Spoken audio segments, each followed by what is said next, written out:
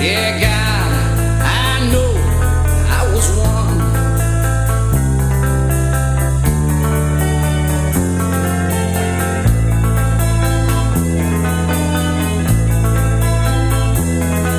My mother was a tailor.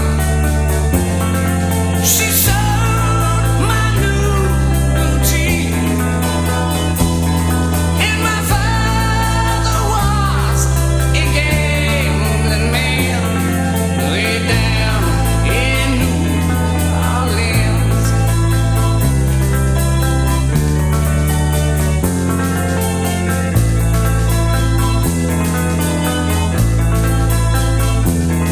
And the only thing a gambler needs is a suitcase and a trunk. And the only time he's satisfied is when he's all drunk.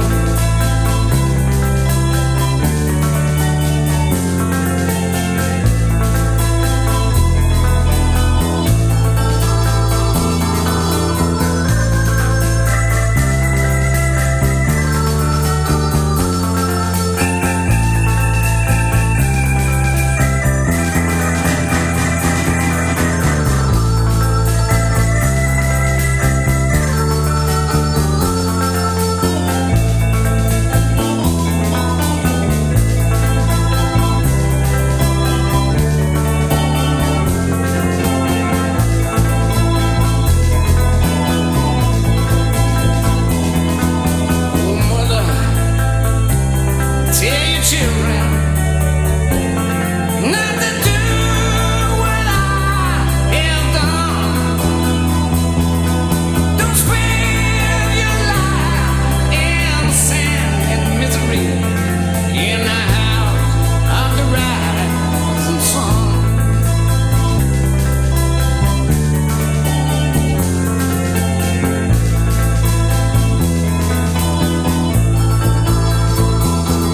I got one foot on that platform and another on that train, and I'm going back to New Orleans to wear that ball and chain.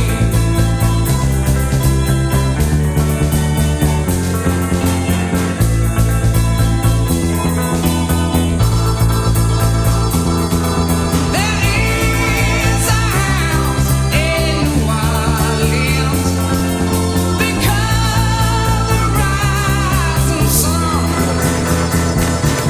and it's been the ruin of many a poor boy. Dear God, I know And here, so buy the ticket and here. Dear God, I know I was the one.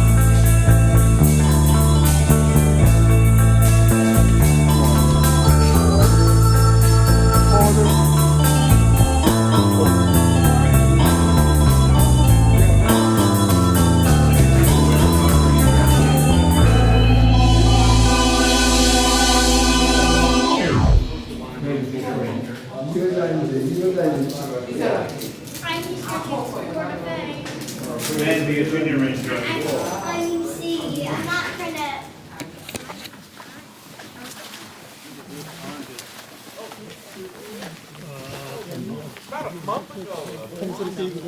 Especially on the white grape. It smells so cool.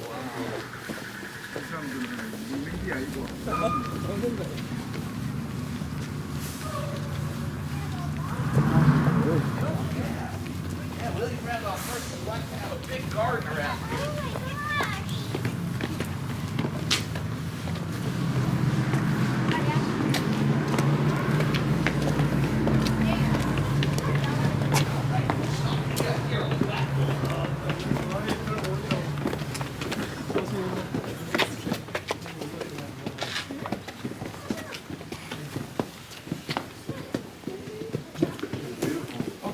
Very European looking. this is just the start. Wait till we get inside.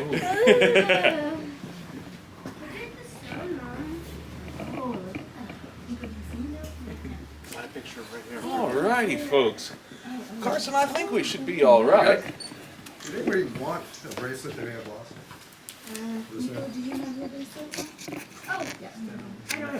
Can get you into the IMAX theater there at the Visitor Center. You can watch a film on the hour called Building the Dream. Thank you, Carson. Alrighty, folks. Well, on behalf of California State Parks, I'd like to welcome you all to Hearst San Simeon State Historical Monument. Our fancy way of saying welcome to Hearst Castle. My name is Gregory, and today I'm going to be your guide as we gallivant about the Grand Rooms tour. Now, folks, I know that you all just heard those rules on the bus ride coming up here, but as an accredited museum, we do have to reiterate them. So, what do we touch in museums? Nothing, exactly. The funny way to remember that here on the hilltop, no tocas nada a la cuesta encantada. Touch nothing at the enchanted hill. However, we are allowed to touch concrete handrails and the black metal handrails, which can't touch any of the art, be it outdoors or indoors. So it means we can't be touching the marble reliefs, no leaning up against the columns when we're at the Neptune pool taking pictures. We can't pick any of the fruits or the flowers. It's all historic. William Randolph Hearst style. I was actually wanting to. Oh yeah, unfortunately, it is all considered part of the collection. But they are gathered up by our teams, and they're donated to local food banks in the area, so they don't go to waste. All right, got it. Folks, though, I do recommend. Well, where was I? Where was I now? Sorry, I just got back from vacation yesterday. Now, folks, I do encourage you all to take as many photographs as you like. This is a guided tour. We're not going to get to loop around to see the same things twice. So, like I said, just start snapping photos. You see something you think's neat, don't worry about me if I'm talking. You're not going to hurt my feelings whatsoever. Do ask, though, that once we get inside the house, just make sure the flash is disabled on your cameras. It'll help us preserve the collection just a little bit more. Also, as we enter into the house, we've got to stay on these sort of blue-gray carpeted areas. So if you find yourself standing on something that looks like it came out of Lowe's or Home Depot, you're good to go. It's like a nice Persian rug or a teakwood floor. We ask you to do just a little sidestep back on the tour mat for us. Now, folks, and just as a reminder, no, we don't allow any eating or gum chewing up here, no smoking or vaping of any kind, and just we all have to stay together. That way we'll get to see as much of this place as possible. That's pretty much all we have to go over here today. So now we're really going to go around, though, and learn about the social history of La Cuesta Encantada, the Enchanted Hill. We'll get to go around and see what it'd be like for you folks. It's a day in life of a guest of media mogul William Randolph Hearst.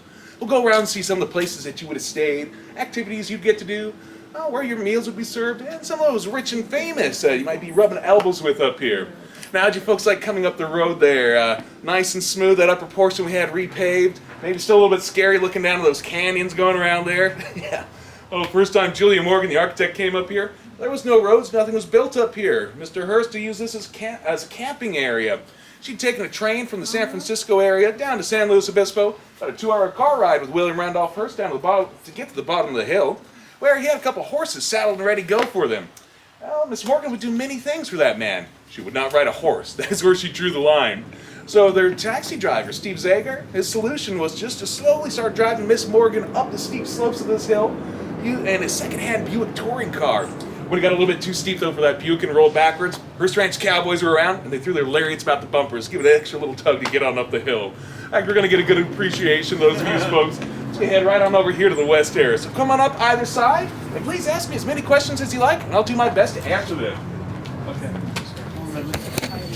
That one is around 5,500, give or take, square feet. Ready for Mr. Hearst and his wife Millicent by 1923 that summer. Then around 1926, 1927, he moved up into the 3rd floor of Casa Grande. That's going to be right up there. You see the brown teak cornices. Oh, folks, if we can just get everyone to stay up here. Sir, if I can get you to stay up here on the esplanade with us, please. Yeah, we all have to stay together. Thank you. How did he make the floor? Oh, well, Julia Morgan did a lot of this. This is all terracotta. They kind of built it all around there. Oh, anyway, folks, what I was saying, though, that round teak cornice, that's Mr. Hearst's private floor, the Gothic suites.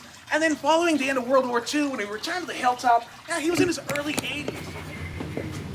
It's a pretty long ride, I think, and it goes pretty steep up.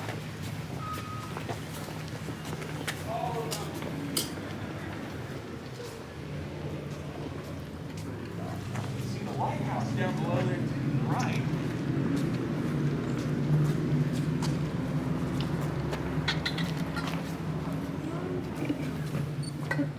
Mom, go in there. Alrighty, folks. Now, William Randolph Hearst was born on April 29th, 1863. His parents were George Hearst and Phoebe Appleton Hearst. His father George was a successful miner. Originally came out here from Missouri in 1850. His home was got right to the gold rush. His first fortune, though, was really more in silver. First, 160 Ophir mine, not part of the Comstock, one of the largest discoveries of silver in North America. Around 1865, he was 2 years old, he began purchasing George Hearst began purchasing some 40,000 acres to make up the coastal hills we are on today. When he was 41 years old, George Hearst married a 19-year-old school teacher from Missouri. Her name was Phoebe Atherson. They birthed their one and only son, William Randolph Hearst, up in the San Francisco area. Her love of learning, though, led her to take her son on this 18-month-long grand tour across Europe, beginning when he was about 10 years old. He was able to visit many castles, museums, cathedrals, churches, even had tutors going along with him to help give him this classical education. I believe a lot of what he saw on that first trip is really what inspired him later on in life to build the Cuesta Encantada, the Enchanted Hill. He toured across Europe many times as an adult as well, and here on the hilltop, he's really trying to build a southern Mediterranean Renaissance village. Now that's what we start to see with the art around here. Now, construction really began here on the hilltop in February of 1920. It's when they poured the foundation of the... Yes, Mr. Hearst, you might be assigned to the bedroom, one of these bedroom of Casa del Sol here. But granted, given the size, you may not have that entire thing to yourself. You might be sharing it with old Bob and Dolores Hope when they're guests up here. Perhaps you're lucky enough to be visiting when Edwin Hubble and his wife Grace were up here. Mr. Hubble, he's an astronomer for whom the Hubble telescope's named for, began the classification of the galaxy. See, at one point, William Randolph Hearst had an idea of building an observatory on one of the hills out here. We're about 1,600 feet elevation where we are, far away from any big cities, so we don't have any light pollution, things like that. However, it's just one of many ideas that never quite came to fruition up here. Now, another guess you may... How far did it go? Pardon? How far did it go? They were, the Hubbles were up visiting for about 3 days, and I think that was the extent of it. It was just always kind of an idea talking about it. Yeah, he had this changeableness of mind, is what Julie Morgan said, and we'll get into that a little bit later. But another guest you might be sharing this with would be Cary Grant, the actor. He was a frequent visitor to this hilltop. In fact, he pretty much had an open invitation, and he tried to stay in as many different rooms as possible. So you might be hanging out with Cary Grant on that balcony, though, overlooking the David Fountain. David, he's that biblical fellow that slew Goliath, the giant, using only a sling. Now, the original version of this statue was created by Donatello in the 1440s. Ours, however, it's a bit more of a modern copy. A modern Mr. Hearstine, he purchased it around 1926. But David up there, he's roughly the size of a 6-year-old child. At least that's what Byron Hanchett said. Now, he was an electrician here on the hilltop, mid to late 40s. Had many different jobs, though, and one of them would be cleaning out the basins of the fountains when they get clogged with muck and leaves. And when that upper basin got clogged, he thought it might be a bit too precarious if he leaned a ladder against it and went on up himself. His solution? He sent his 6-year-old son up there to do the job. That's how he made the comparison there. I suppose they didn't really have to worry about OSHA rules in those days. But as a guest of Mr. Hearst, though, you really wouldn't want to be swimming around, playing around in the water there. In fact, if you wanted to get in some water, might as well take advantage of the Neptune pool. It's where we're heading here now, folks. Is that a bathtub up there, or what is it? Oh, that is going to be a sarcophagus. Yes, a stone coffin, though the Romans did use them as bathtubs as well. And in fact, they would also cure bacon in them.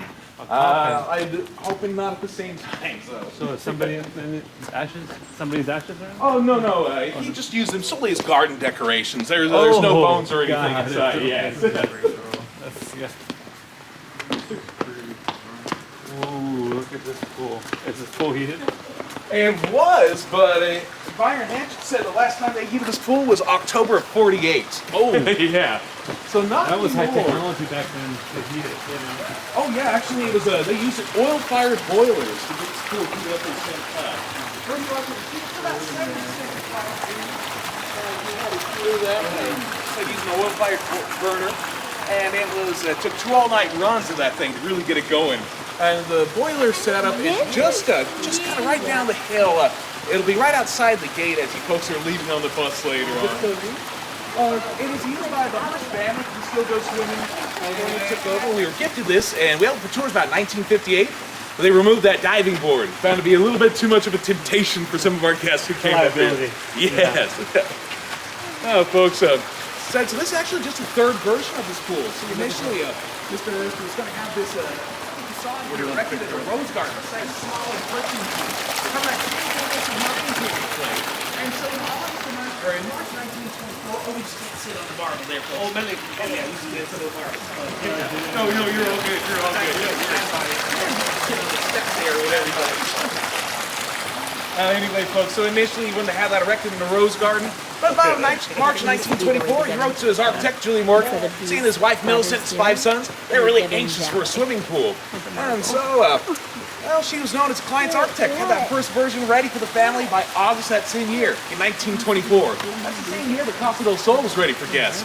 But that changeableness of mind comes into play again. Between 1926 and 1927, the pool was expanded. Look inside, see this inner oval ring? That shows the second version. Now the third and final version, folks, they finished this one off about 1936. And they had holidays in there as well. As a guest of Mr. Hearst, you'd be welcome to dive on in and do a few laps, go swimming around. Perhaps you run into Gertrude Ederle, who's the first woman to design there.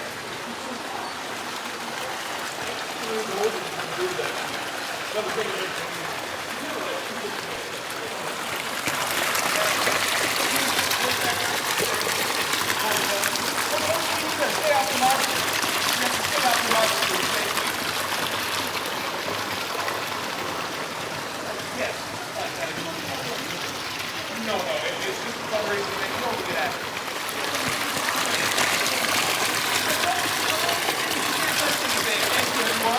Hi, Sarah. Mr. Mankiewicz was the main screenwriter for the film Citizen Kane. I don't believe, though, that he and Sarah received an invitation following that premiere, though. In September of 1929, Winston Churchill stayed right in there as well. He was up here visiting with his son, his brother, and his nephew. Now, folks, a huge fire broke out in the mountains over here. The workers all really rushed out, started breaking down the fences, opening the enclosures, give all those animals a fighting chance. Now, one of these animals was a tapir by the name of Squeaky. Tapirs are these sort of small hog-like creatures from South America. They have a bit of a trunk to them. They got some stripes along the sides. Well, Squeaky, she had herself a grand afternoon. She made her way on up to the castle, walked around the gardens, nibbling on all the different colored flowers, and then she made her way on down to the Neptune pool. She dove on in for a swim. Stayed there until the evening time.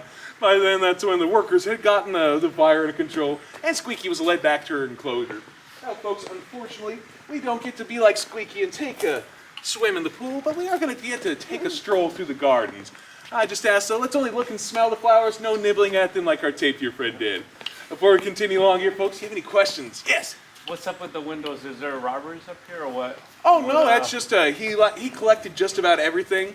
And so just those bars there, it's something that he would have seen that was common throughout like Italian villas and things like that going around. That is real gold though. A fun rule of thumb up here, if something looks like it's gold, most likely is. It's not solid gold, but that's gold gilding that's been applied to it. Gold plated, yeah. Yes. And, yeah. See right over there, those grills are right on the windows there?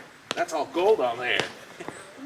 Yes. I don't know if you've explained this already, but how did they transport the material from below and up to this hill? Oh, so the first thing Julia Morgan had to do was build a road up here, and it was just a dirt road that they would kind of oil every year. And we actually have some neat historic photographs. These are Italian cypresses here, and there's some neat photos of these old trucks, you know, like 1920s, coming up a dirt road there. There's one with a big cypress in it, and one of the back wheels like off the side, and they have it just kind of tethered trying to pull it on there, but just very slowly. A lot of the goods were shipped over here down to San Simeon.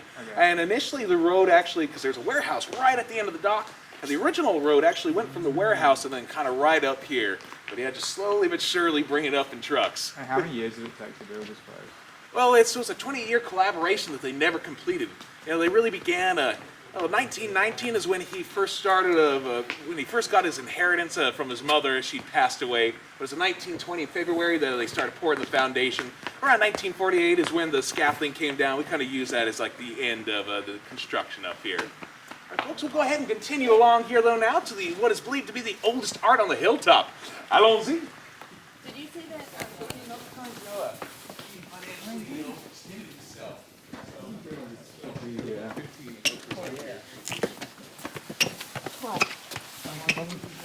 Feels like there's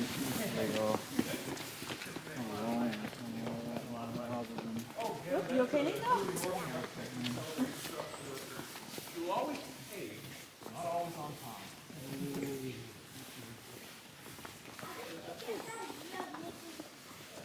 Oh, well, when you got 10 years old, Mom's taking on a baby from across Europe.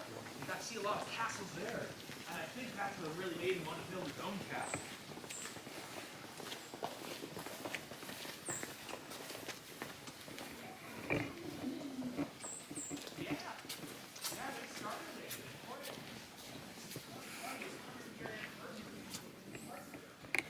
Down below you, a great view of San City there, folks. So that's not the original pier. The original pier would have been more farther to the right. See, there's a white building there that's just right along the water. That was a warehouse Julia Morgan, I believe, had built for Lillian Randolph Hearst, and the pier initially struck out from there. George Hearst, W.R.'s father, had a pier built there in 1878. Again, that's where a lot of the construction material was coming up here. The first ship to bring the goods and the art to build this place landed down there on December 5th of 1919.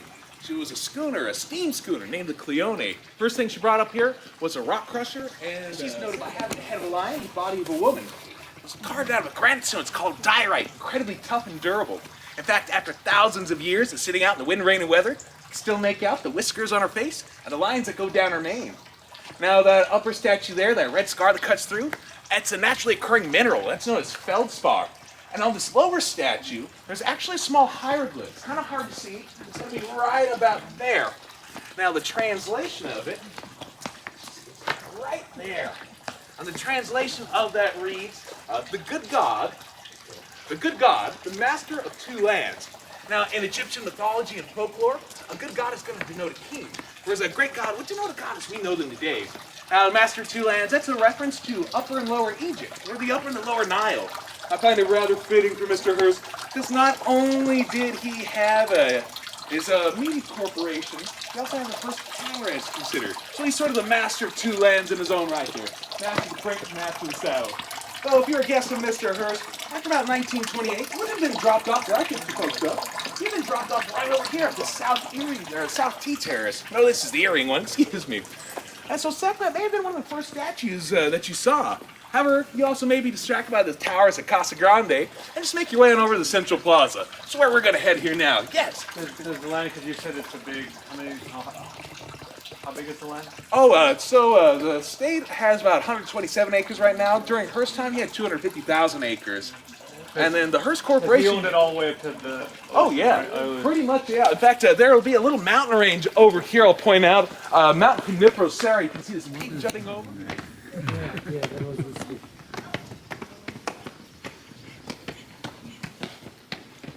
And you see that last peak is kind of like a bluish color right at the horizon? That's Mount Cunipro-Serra. And during Mr. Hearst's time, that was the boundary of his property. He owned all the way out there, kind of like Lion King rules. As far as you can see, is pretty much what he owned. How thick was the foundation? Do you know? Oh, the foundation? I don't know how thick that was. It's something I'll have to look into, though. No, Julia Morgan, though, really knew what she was doing. In fact, they even had a 6.5 earthquake, a magnitude earthquake here in 2003. No structural damage, though, done. It's just truly a testament to Julia Morgan's ingenuity. Oh, that'll be the assembly room. We'll go in there here in just a few moments. Now, folks, welcome on up to the Central Plaza, sometimes referred to as the main terrace. Oh, this is there. You can really kind of get a nice view. This is where you'd be hanging out as a guest. Everything that we see up here, this is all designed and built by architect Julia Morgan. It was really creation, not completion, that brought the greatest joy. Yes. Oh, exactly. I know, as a guest of Mr. Hearst, though, you might be hanging out here. Maybe you see him talking with Julia Morgan, going over some drafting revisions, that changeableness of mind. Maybe he's talking with Charlie Chaplin, who was another frequent guest up here. Up here so often he was sort of referred to as a court jester of San Simeon. Now, folks, as a guest of Mr. Hearst, you'd be welcome to walk right on through these wrought iron doors. In fact, on either side, these are two 15th century Spanish wildmen. And like that facade, they're carved out of limestone. The wildman mythology says that they are the guardians of the forest. They're the protectors. They represent anything wild or animalistic. If you look at them, they do sort of have a Bigfoot-like appearance to them, though, don't they? Well, interestingly enough, the Coast Salish people of the Pacific Northwest, their word for wild men is Sasquatch. And that's where we get the term Sasquatch from. So it's kind of neat to think, even though these fellows from Spain, they may have some kinfolk just up the coast from us here. Folks, we'll head on inside here. You can see we got our Christmas wreaths and our winter holiday decorations about. Once we get inside, you're gonna get to see the nice trees that Mr. Hearst, he did love to celebrate Christmas up here, and we'll do a little bit of talking once we get inside there. You folks have any questions at the front of La Casa Grande before we head on in? Yeah. Is that gold? Yep, that's real gold on there too. Yeah, that's what I said. If it looks like gold, it most likely is up here. There's a woodpecker up there. Two of them. Oh yeah, There's that's two of why them. you can see the owls are not historic on those wrought iron balconies. They were an attempt by the state to get the woodpeckers to avoid that nice teak cornice. I think it may have deterred them for about a half a day, and that was about it. What is this? I don't know what's the Well, Hearst said that he was Christian, but of no particular denomination. The use of a lot of religious art, specifically Catholic art, it's a very stylistic choice. And he's trying to build a southern Mediterranean Renaissance hilltop village. That will be seeing a lot more of that.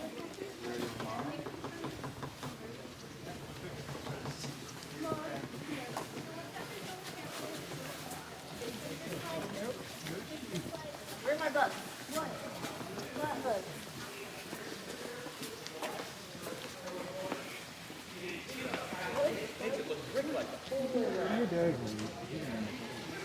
It's the front part. That's, Oh yeah, well these wings were added on later, and again, he was just kind of that changefulness of mind going about. Go ahead and enter right on into here, folks. Again, we'll just make sure we stay on the blue and gray tour map. Thanks, Nico. You wish you lived here. Those are real ones, though. Try to eat them too.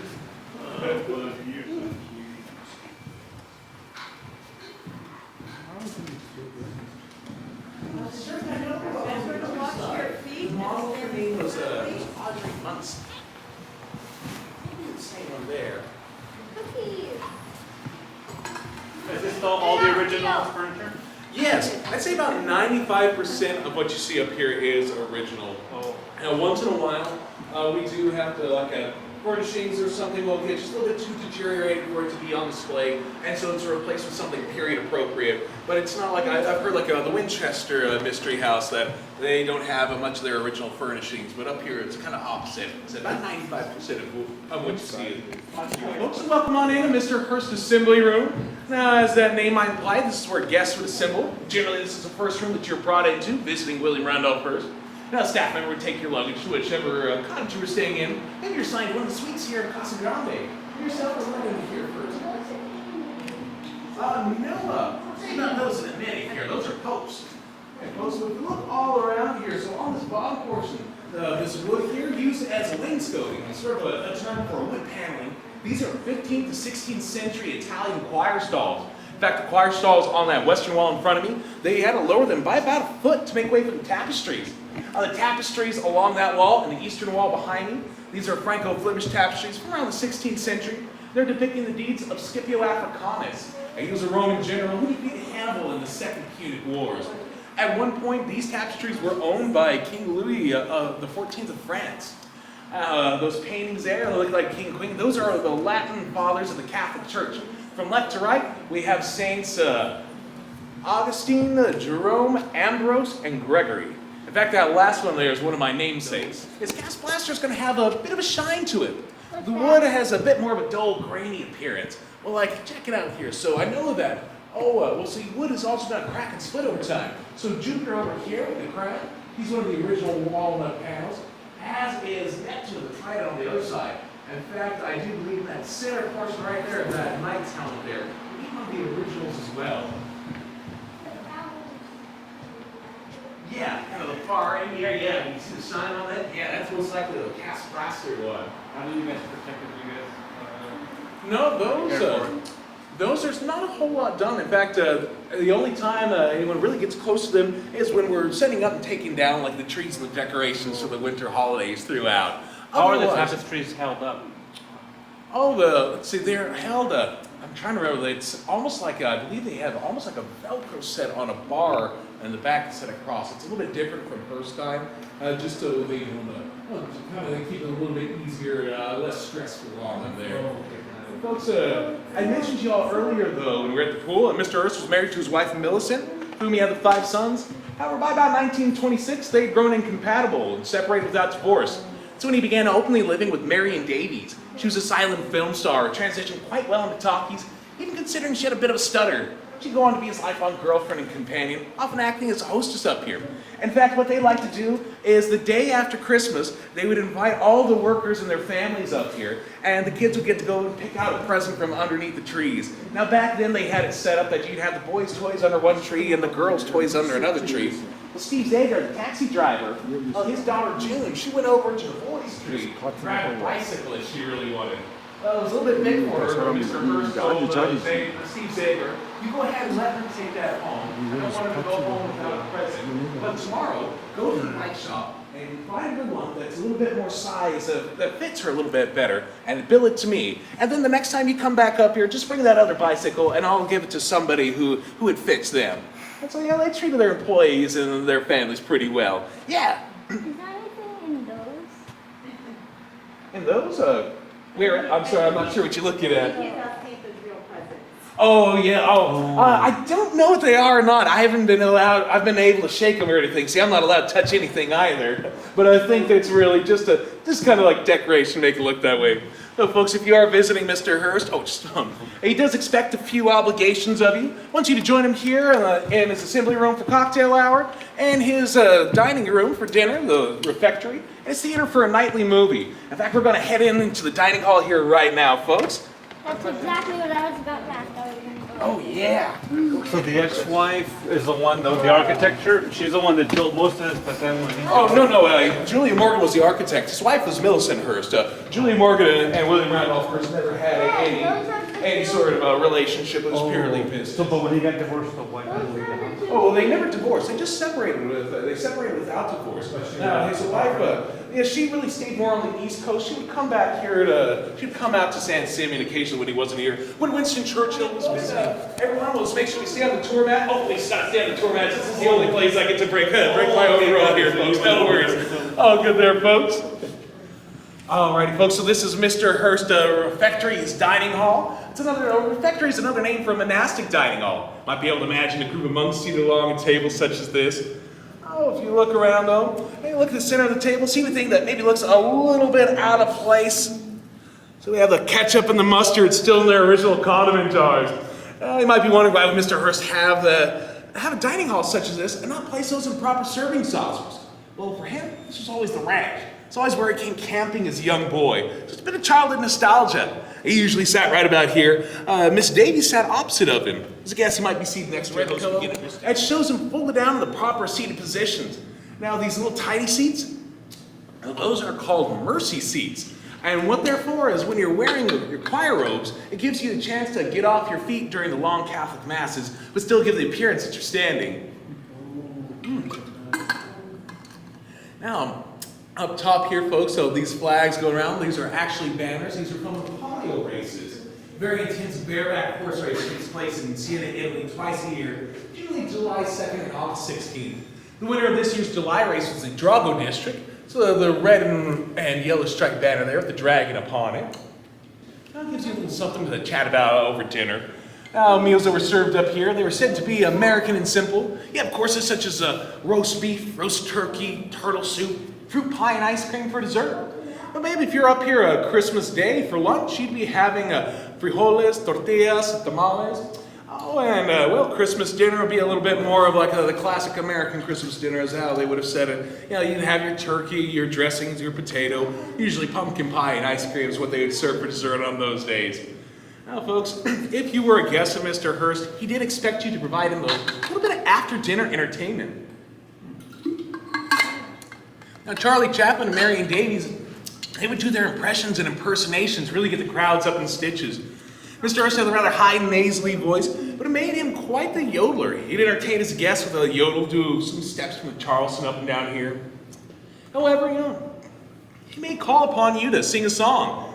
Maybe you went on one of those arduous horseback rides with him and King Vidor. You might stand up and do a little something like, all day I face the barren waste without the taste of water, cool water. Oh, down in my with throats burned dry, eyes that cry for water, cool, clear water, water. Thank you. That's by the Sons of Pioneers, Roy Rogers Band. They were guests up here. They really enjoyed their time. Mr. Hearst really enjoyed their company. He was a fan of cowboy music. They said that he would request songs over and over, oftentimes joining in to sing with them. Now, folks, after you finished your meal, you sang your song, you might decide that these foldable Dante chairs, they're not the most comfortable to digest a meal in. Maybe you spy some of the overstuffed armchairs and sofa in the next room, the morning room. Might make your way on in there for a little bit more after-dinner entertainment. Yes? It looks like they changed all the lights to like energy efficient, but I'm sure the electricity bill back then was... Oh yeah, in fact, he was known to, some of the guests would comment that Mr. Hearst would follow them out of rooms, turning off the lights. Oh, really? Oh, yes. Question. Yes, Mama. All these things you said are 15th, 16th century Spanish. Oh, the choir stalls are 15th century, yes, in here. In the previous room, they were like 16th century Italian or something like that. Oh, they were Italian 15th to 16th Okay, century. great. How do you get them? Do you buy the church and then extract them and then just Actually, destroy look the at it church? here. Let me explain it to you. I'll explain that for you folks. What's in there? What's in there? Oh, that just goes into the hallway that leads to stairs that go up to the towers. So what Hearst would do is he got a lot of this, he began a lot of the collecting there. Not necessarily began, we'll get in there in a little bit. But a lot of it came from following the end of World War I.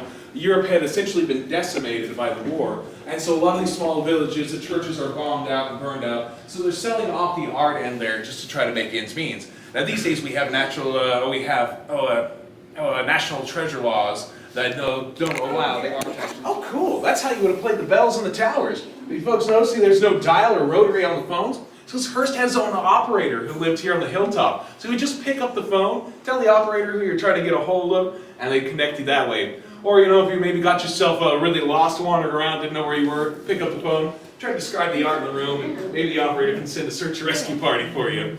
Folks, this is Mr. Hearst's billiard room. And in fact, in his time, though, women actually weren't allowed in billiard rooms.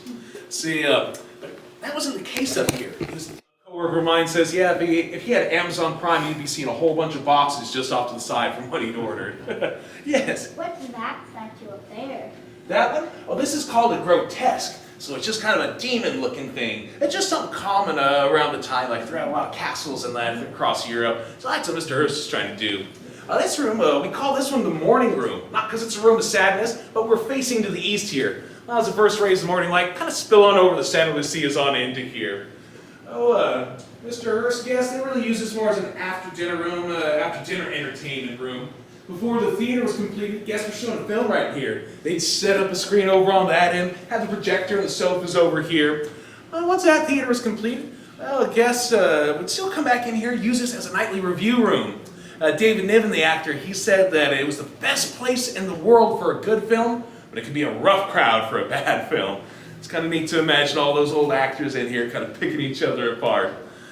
Folks, if we look up top, the ceiling we have in this room, this is actually going to be a 15th century Spanish pine ceiling with modern extension work. Modern extension work is going to be the dark border that we see that goes all the way around here. See, initially, Mr. Hearst and Julia Morgan had the craftsmen build out this modification and then paint it to match up with the original. However, after the state of California took over, it was determined that there had been centuries upon centuries upon centuries of smoke and soot adhered to the ceiling. So, beginning around March of 2011, a conservationist named Gary Holbert began diligently cleaning this off, just one small section at a time, using some solution and a cotton swab. In fact, all this bright red work that he exposed, Mr. Hearst never knew this was there. Yeah, Hearst never saw any of this with his own eyes. And that's why it gives you that nice contrast to see what Hearst saw and what was actually underneath there. So this ceiling, though, this is done in what's known as a Mulahar style. That's a combination of Christian and Moorish art influences. The Moors were a group of Islamic people from northern Africa, made their way into southern Spain, and they ruled Spain for about 800 years. Though, I do wonder if there's something about the ceiling, though, that just attracts smoke to it. The fireplace over here, it smoked constantly, sort of the bane of Hearst's existence for a while. No matter how many times he had the craftsmen rework the flue in the chimney, they can never get it to draw the smoke out like it properly should. He said, in essence, to have fire going in here, you had to have that door cracked open, which let in an awful draft. Said basically you're toasting your backside and freezing your front side or vice versa. Well, so maybe you're in here, you're getting to know Roy Rogers a little bit more, maybe talking to him about his pony Trigger. Well, this fireplace started to get a little bit smoky. Mr. Hearst started to get a little bit heated. You might tap Roy on the shoulders and ask him if he fancies a game in the billiard room. And just make your way on in there to try to avoid the drama. That's what we'll do here, folks. That was probably a smoking room. Right through here. That was probably a smoking room.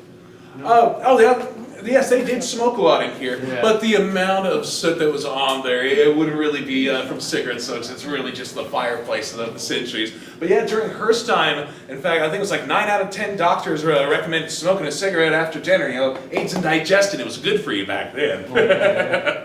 In fact, there are some rooms that on hot days you can still catch a scent of stale cigarette smoke. But I see how they kept the house, I see all the fireplaces, but how did they keep it cool in the summer? That's why you had pools. Oh. No air conditioning hadn't been invented by that point. Got it. I really think that's why you had 2 pools up here.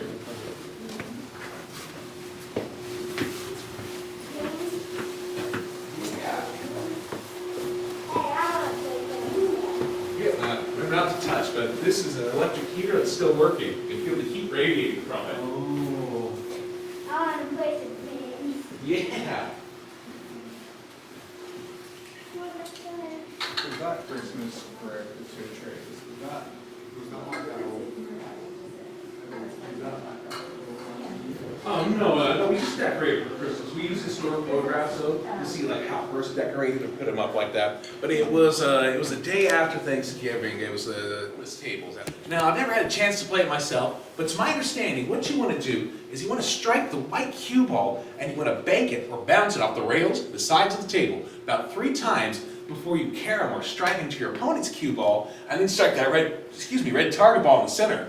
Now if you can get all that to happen, you get 1 point. You play up to 18. So this sounded a little bit confusing, a little bit frustrating. I've never been the best with the geometry and physics. I'd probably be avoiding that one myself. It's like a technique building game. Oh yes, yeah, it's just all about skill and angle. There's a neat video on YouTube you can watch. It's from about the 1960s, and it has Donald Duck learning how to play it with live action people in there. That's how I got my best understanding of the game. Folks, this is a rather actiony room. In fact, this is another one of those around the 15th century Spanish moular ceilings with modern extension work. On these exposed beams we can make out there's jousting, there's bullfighting, there's ships sailing, castles. The tiles in here, these are Persian tiles from the 19th century, the Kahar dynasty, but they're done in a 17th century Safavid style. In fact, the one above me, this has some scenes from the Old Testament.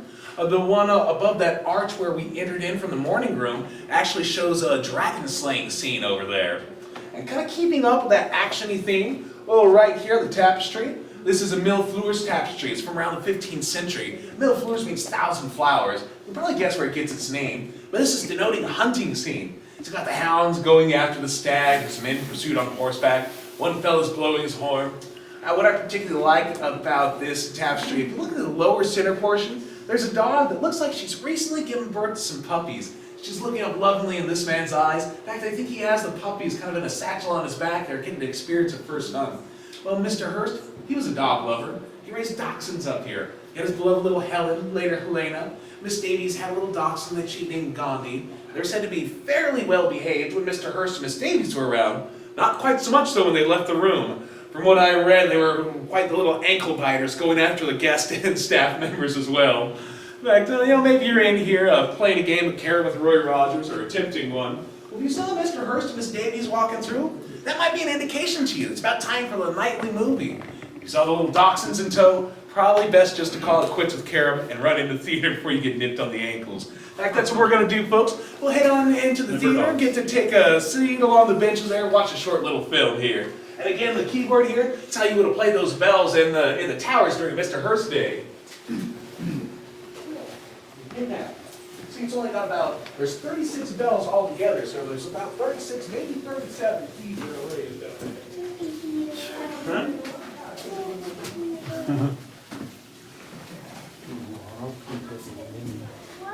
So they watched the movies over there. What was this from then? Oh no, that was they watched it in the morning room before the theater was completed. And the theater was complete by about 1930. But when they were still constructing it, they set up the projector and the screens right there. They didn't have internet. No, No, they during Mr. Hearst's time, we got seats here. Oh, excuse me. They, I believe, we got a room about 50 in all, and they would have been extended back a little bit more. Oh. It's just let's just kind of push forward just so we can have her over there. I have actually got to sit in these seats once before. They're incredibly comfortable. But it's so much so that you might fall asleep. In fact, Marion Davies has said that if Mr. Hearst put on one of her films, well, she didn't like watching herself up on screen. His name was William Moore. That he had a palatial estate. We're going to head right over this way, folks.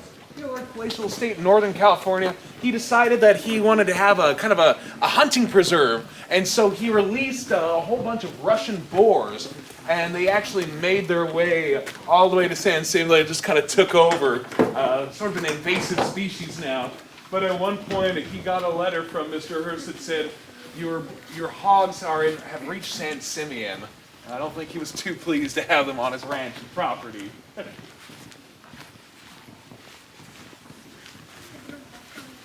folks, this is the tennis courts where Charlie Chaplin was playing. We're going to head actually directly below that where the Roman pool is. But there's glass tiles by the netting that allows natural light to go on down. And why did they go with clay and not like the dirt or the grass, or was it just? Oh, I know they're like. It's not clay in there. It's just sort of some sort of concrete in that. Thing is that tennis courts leak quite a bit, and they even leaked during Mr. Hearst's time. They still leak today. They have a conservation project going on underneath there. But the green was, well, of course, like the color of the grass and that. And during his time, they used it was white tennis balls. Just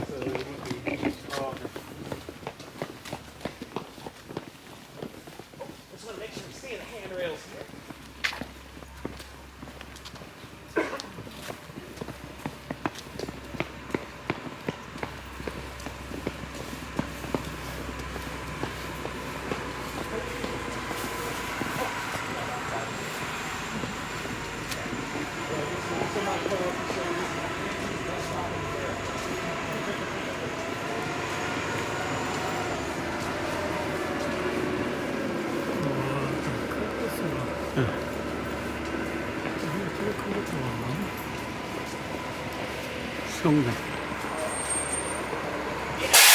Right on in here.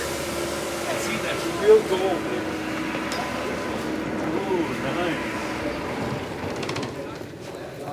It's 0.2 karat gold leaf that's sandwiched in between two glass tiles that are then superheated. So that's how you get the bubbling effect in the gold. Yeah.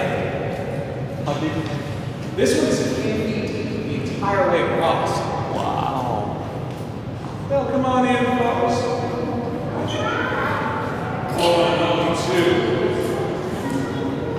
I know. Entire way across, there's an optical illusion that tricks the eye, makes it look like it slopes and bends.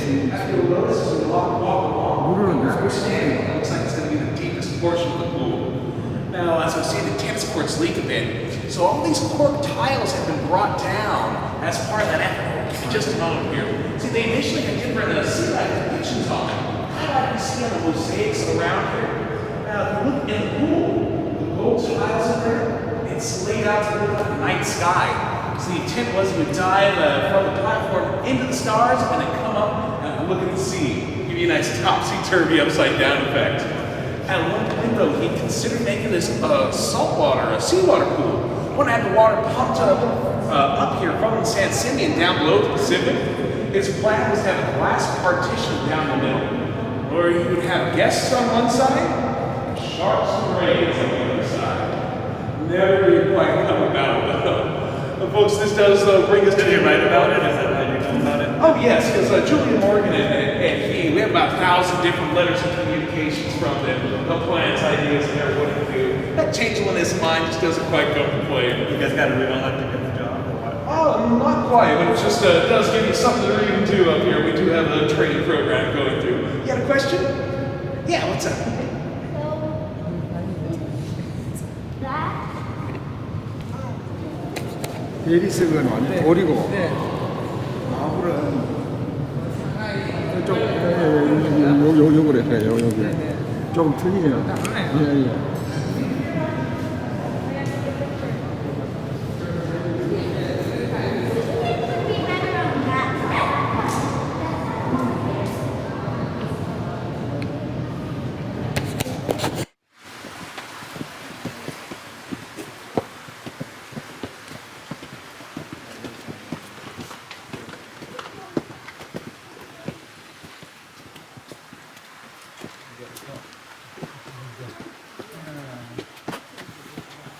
Oh, you can't get the photo I want. How about I get it for you? No, no, too close. Yeah.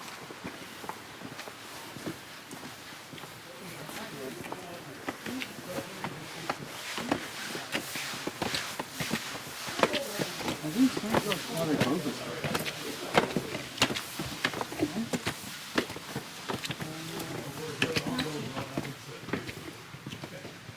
Well, come on up, everyone.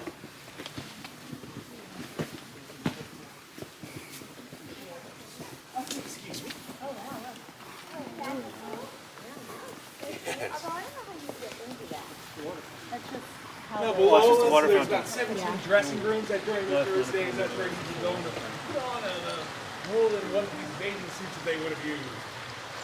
Folks, right over to the left here, there's still Casa del Sol, and right on, it's Casa del